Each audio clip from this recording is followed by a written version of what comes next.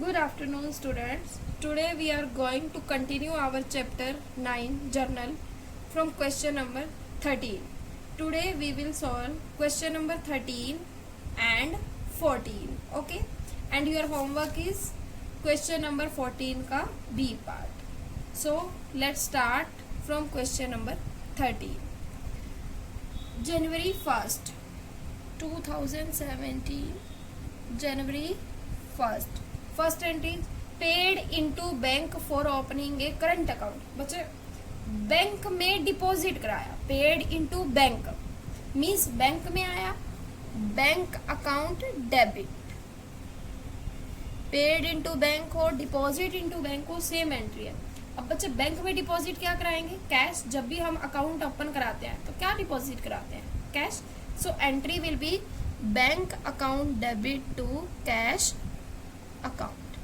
Amount 10,000.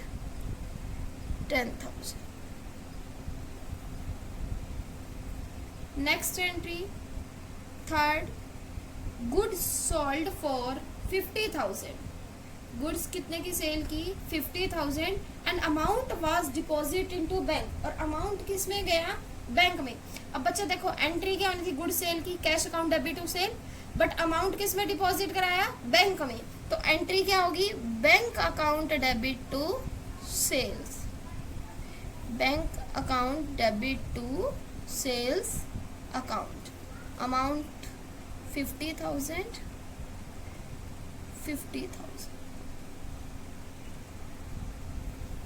Okay. Now next entry, date 7. Amount withdrawn from bank. अभी हमने किया bank में डिपॉजिट कराया. अब हमने बैंक से विड्रॉ किया. विड्रॉ किया, हमारे पास क्या आया? कैश. Cash account debit. कहाँ से विड्रॉ किया? बैंक से. To bank account. बैंक का बैलेंस कम हो जाएगा मीन्स बैंक क्या हो जाएगा? क्रेडिट.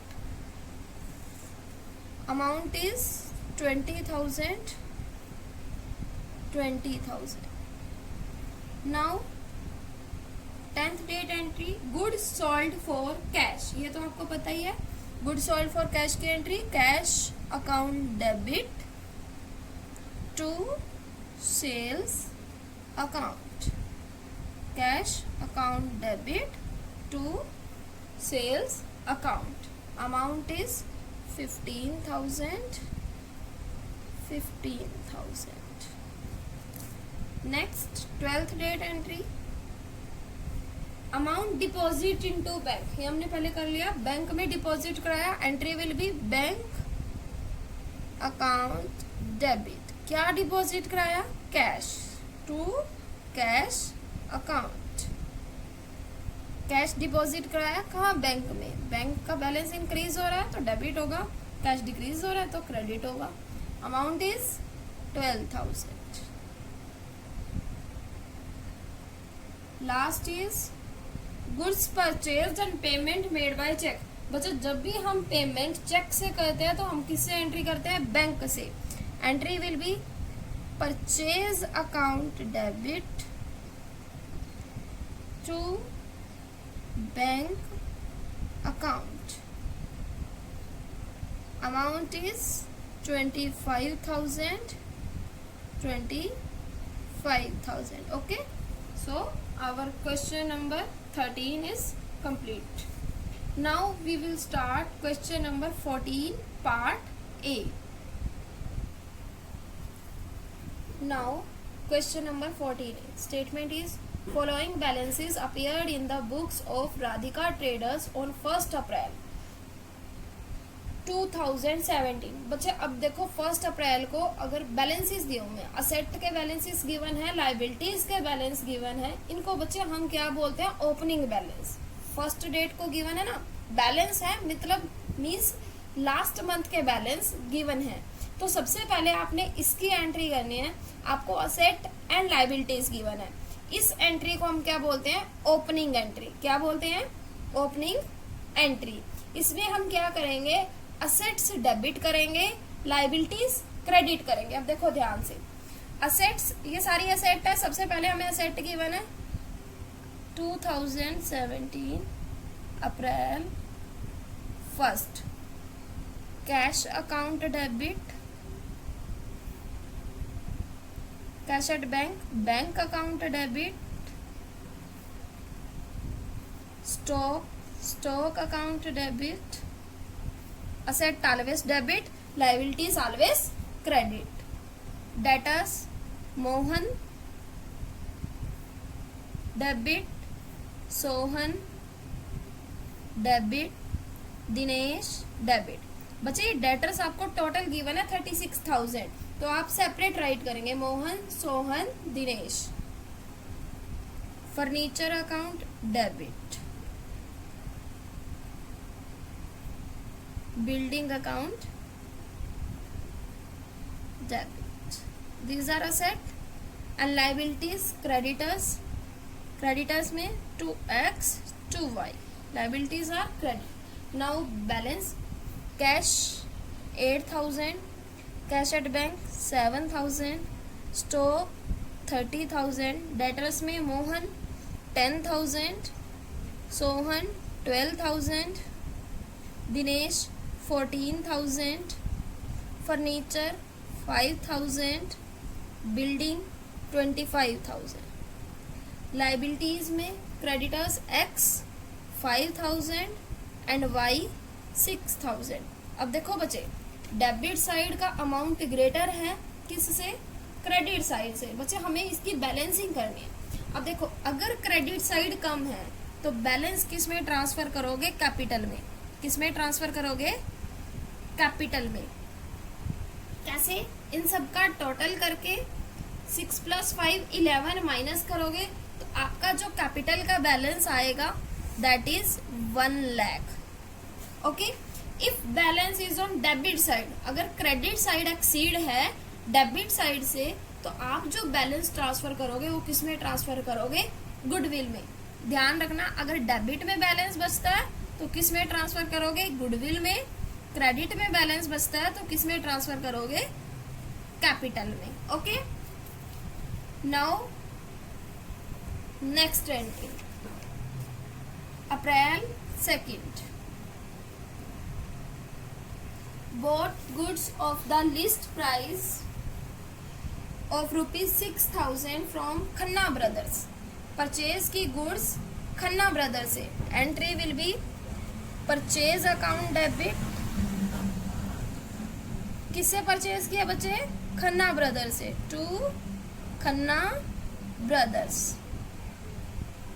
अब ध्यान से देखो, परचेज की लिस्ट प्राइस है 6,000, 15% ट्रेड डिस्काउंट। सबसे पहले तो 15% ट्रेड डिस्काउंट माइनस करेंगे। 6,000 का 15% 900 लेस करोगे 5,100। अब उसने पेमेंट कितनी की है? 40% प्राइस की। मीन्स कुछ पेमेंट कर दी और कुछ पेमेंट नहीं की। जो पेमेंट नहीं की वो तो क्रेडिटर्स, एंड जो पेमेंट हो गई टू कैश अकाउंट, एंड उस पर हमें डिस्काउंट भी रिसीव होगा to discount receive account. Okay, now बच्चों देखो, अब 5,100 में से पेमेंट कितनी की है? 40%।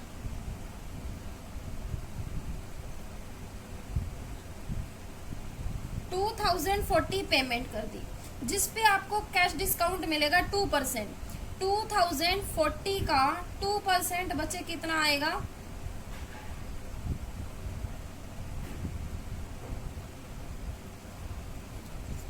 40 का 2% आएगा 40.8। तो आप इसको कवर कर दोगे, पॉइंट के बाद 5 या 5 से ग्रेटर है तो ये कितना हो जाएगा? 41। ओके, मीन्स डिस्काउंट कितना आया? 41। देन 2,040 में से 41 डिडक्ट करोगे 1,999। अब खन्ना ब्रदर्स में जो पेमेंट नहीं की 5,100 का 40% तो पेमेंट कर दिया, मीन्स 60% पेमेंट नहीं की, तो कितना आएगा बच्चे? 3,060। ओके, जो पेमेंट नहीं की वो तो उसके क्रेडिटर्स के आगे सेम एज इट इज आ जाएगा, और जो पेमेंट कर दिया वो डिस्काउंट काट के आएगा, उस पे आपको क्या मिलेगा? Cash discount. Okay, now next entry,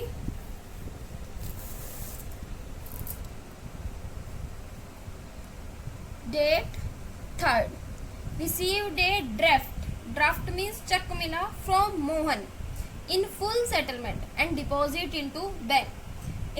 draft means cheque मिला मोहन से और बैंक में डिपॉजिट करा दिया। अब जो चेक था वो बैंक में डिपॉजिट करा दिया, तो आप क्या लिखोगे, bank account debit. Full settlement में 9750। अब देखो मोहन हमारा डेटर था, मोहन ने कितने देने थे 10,000, अब उससे मिला कितना 9750 मीन्स डेबिट में बैलेंस है तो discount allowed debit to Mohan. कितना डिस्काउंट रिसीव हुआ बच्चे 250, total is 10,000। Now next entry fifth, purchase goods from Suresh, goods purchase की सुरेश से, purchase account debit and payment made by cheque, so we will write bank account. 8,000 का 20% 1600 trade discount minus करोगे, 8,000 minus 1600 6400। Now next entry eighth, goods sold, goods sold की entry क्या होती है बच्चे, cash account debit to से, but receive a check. अब देखो हमें ओनली चेक रिसीव हुआ है, चेक अभी हमारे पास है, तो आप एंट्री क्या करोगे बच्चे, जब भी सेल करने से चेक रिसीव होता है और अगर हमने बैंक में डिपॉजिट नहीं कराया तो आपने क्या राइट करना है, cheque in hand account debit. अभी हमारे पास चेक है, हमने बैंक में डिपॉजिट नहीं कराया, टू सेल्स अकाउंट, सेल करने से आपके पास क्या आया, cheque. Amount will be 25,000। Next 10th, deposited the above cheque into bank, जो चेक रिसीव हुआ था वो अब किस में डिपॉजिट करा दिया, बैंक में। अब देखो डेबिट क्या होगा, बैंक में आ रहा है, बैंक अकाउंट डेबिट। क्या गया हमारे से, cheque to cheque in hand, जो ऊपर चेक रिसीव हुआ था वो किस में डिपॉजिट कराया, बैंक में, bank account debit to cheque in hand. अब बच्चे देखो इसमें अगर आपके पास चेक आया और आपने सेम डे डिपॉजिट करा दिया बैंक में, तो आप क्या राइट करोगे, bank account debit to sale. ठीक है, अगर आपके पास चेक आया बट बैंक में डिपॉजिट नहीं कराया तो आप क्या राइट करोगे, cheque in hand debit to sale. Okay, and जिस दिन आप बैंक में डिपॉजिट कराओगे चेक को तो bank account debit to cheque in hand. Same cheque 25,000 25,000। Now next entry 12th, Sohan deposited in our bank account 4,000। अब देखो बच्चे सोहन ने हमारे बैंक में, सोहन क्या था, डेटर, सोहन डेबिट था, अब इसने अमाउंट दे दिया तो हमारे पास एंट्री क्या हो जाएगी बच्चे, बैंक अकाउंट डेबिट, बैंक में डिपॉजिट कराया, bank account debit to Sohan, Sohan से हमें अमाउंट रिसीव हुआ, अमाउंट 4,000।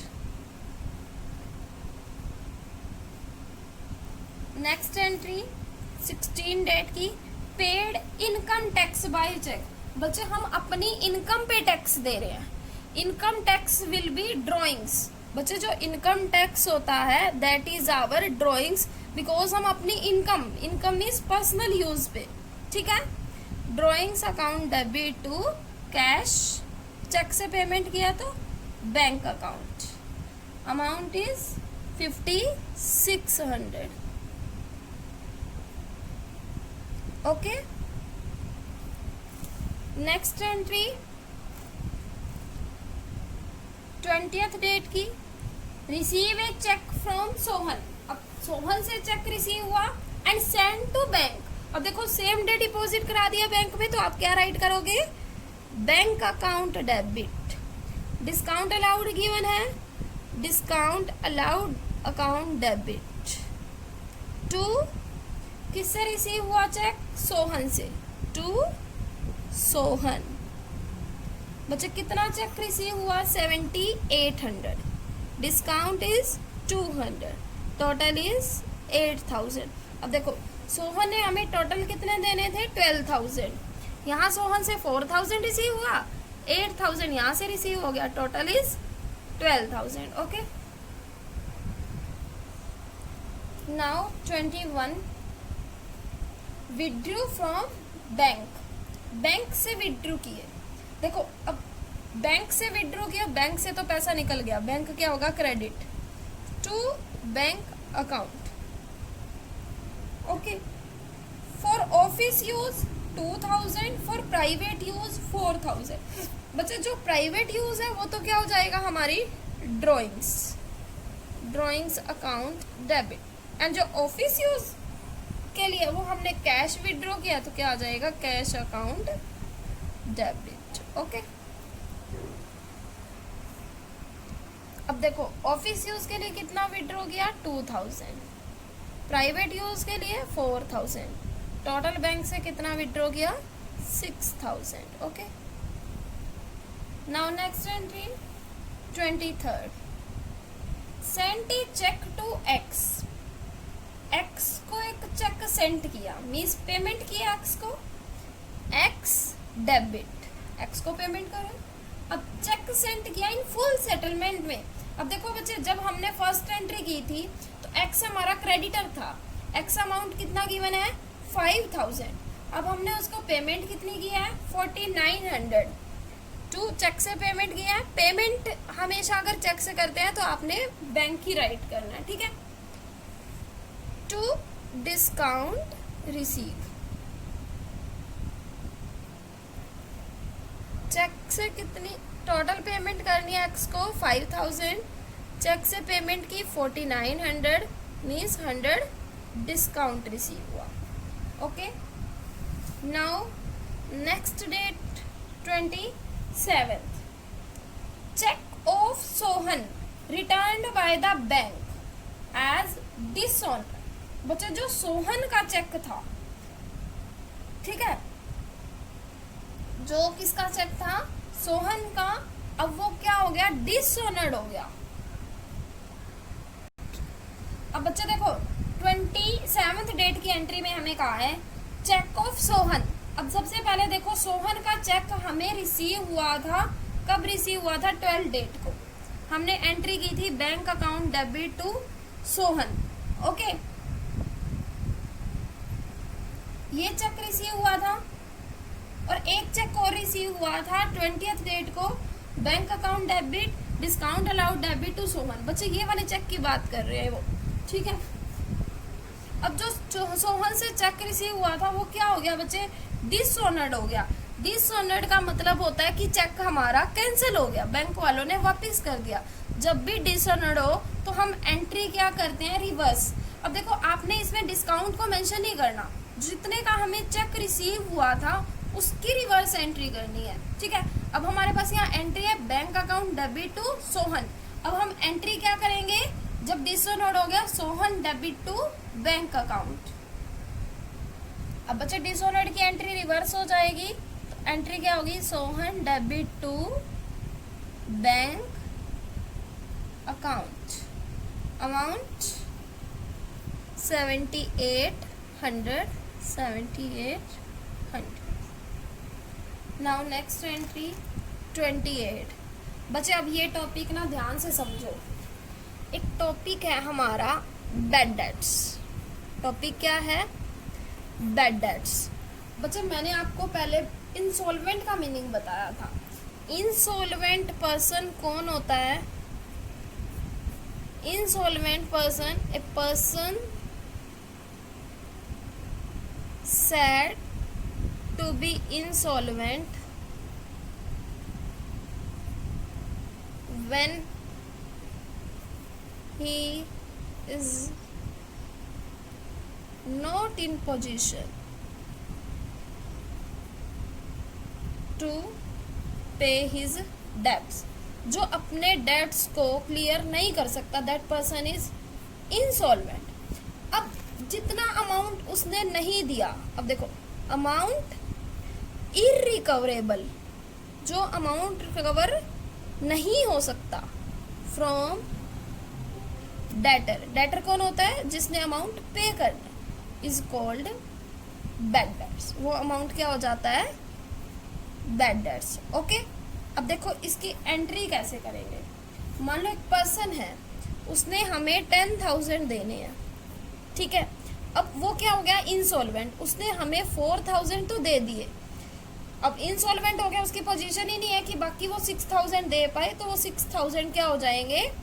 Bad debts. क्या हो जाएंगे? Bad debts. तो एंट्री क्या होगी इसकी? Cash account debit, bad debts account debit to, जिसने भी देने थे डेटर एक्स वाई। अब देखो मान लो उसने 10,000 देना था, 6,000 कैश रिसीव हुआ, 4,000 जो रिसीव नहीं हुआ वो क्या हो जाएगा? Bad debts. समझ आया? सॉरी यहाँ हमने 4 लिया, 6 bad debts. Okay, now 28th entry. Dinesh was declared insolvent. Dinesh क्या हो गया? इंसॉल्वेंट हो गया। Okay, and a payment of 60 पैसे इन ए रुपी। उससे हमें कितने मिले? 60 पैसे रिसीव हुए 1 रुपए में। From is state by check receive हो रहा है। अब देखो दिनेश, जब हमने फर्स्ट एंट्री की थी, दिनेश हमारा डेटर था, कितना अमाउंट था? 14,000। हमने उससे कितना रिसीव करना है? 14,000, बट उससे रिसीव कितना हुआ? 60 पैसे। देखो 14,000 का 60 पैसे, 60 बाय 100 रिसीव हो गया, मीन्स 8400 तो रिसीव हो गया, और जो 3600 रिसीव नहीं हुआ, that is our bad debts. Okay, समझ आया? तो एंट्री क्या होगी बच्चे? चेक रिसीव हुआ है ना अभी, तो क्या लिखोगे? Bank account debit, bank bad debts account debit to Dinesh. Amount is 8400 receive हुए, 3600 रिसीव नहीं हुए, टोटल उसने अमाउंट कितना पे करना था? 14,000। Now next entry 30th,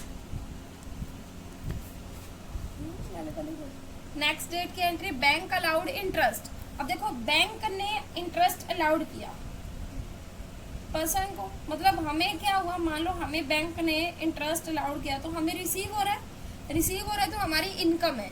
income क्या होती है? Credit to interest receive.